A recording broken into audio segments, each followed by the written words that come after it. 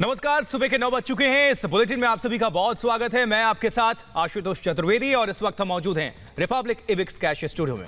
नमस्कार, आप देख रहे हैं 9 का निशाना। मैं हूं आपके साथ श्वेता श्रीवास्तव। और सबसे पहले बात करते हैं मेरठ की, जहां लव जिहाद का एक मामला सामने आया है और मां बेटी की एक शख्स ने हत्या कर दी है। और जो बड़ी बात वो ये कि हिंदू बताकर खुद को ये शख्स इस महिला को के साथ रह रहा था काफी सालों से, और अब देखिए इस मां बेटी की हत्या इस शख्स ने कर दी।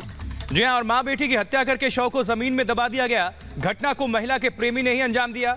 घटना की जानकारी पुलिस को लगी तो परतापुर पुलिस ने घर के भीतर खुदाई कर दोनों शवों को बाहर निकाला गया।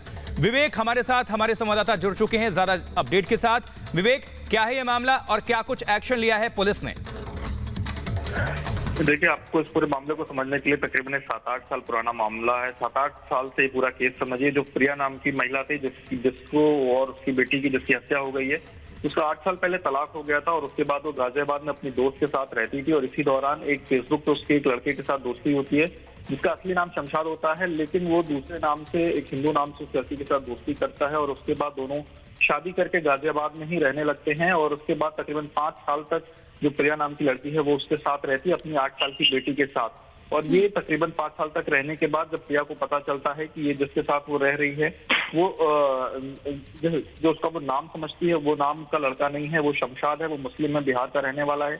इसके बाद प्रिया उसके ऊपर एक तरीके से उससे कहती है कि तुमने मेरे साथ झूठ बोला, और ये सारी जब चीजें होती हैं इस दौरान शमशाद उसको जो है मेरठ लेकर के आता है जहाँ से वो रहने वाला है।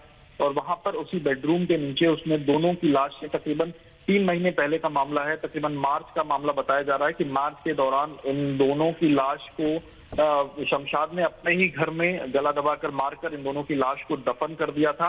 और उसके बाद शमशाद फरार हो गया था। हालांकि जो प्रिया की जो दोस्त है उसने पुलिस को कंप्लेन करी कि अब उसकी बातचीत नहीं हो रही जिसके साथ प्रिया गाजियाबाद में रहती थी।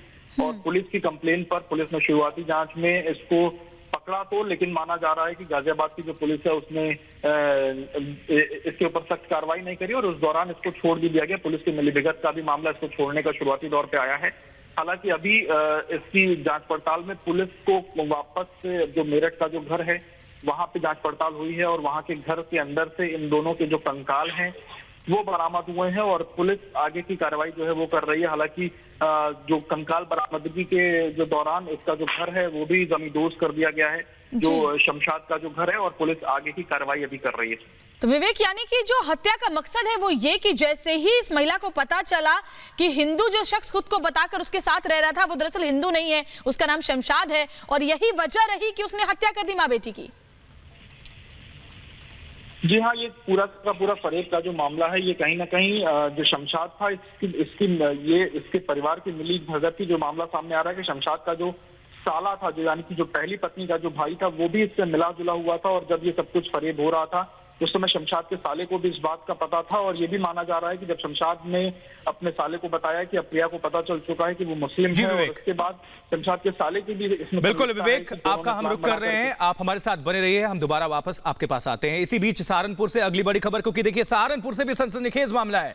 युवती को अगवा कर धर्म परिवर्तन, पीड़ित परिवार ने एसडीएम से शिकायत की है। आरोपी के खिलाफ कार्रवाई की मांग हो रही है। तो किस तरह से ये मामला सामने आ रहा है, देखिए, जहां युवती को अगवा करके धर्म परिवर्तन का ये पूरा मामला है और पीड़ित परिवार ने एसडीएम से शिकायत की है। इस पर भी अपडेट लेने के लिए विवेक हमारे साथ जुड़े हुए हैं। विवेक, हम रुक करेंगे विवेक का, लेकिन इसके पहले ये बड़ी खबर आप तक हम लगातार पहुंचा रहे हैं, क्योंकि ये धर्म परिवर्तन का मामला है। युवती को पहले अगवा किया गया, फिर धर्म परिवर्तन कराया गया।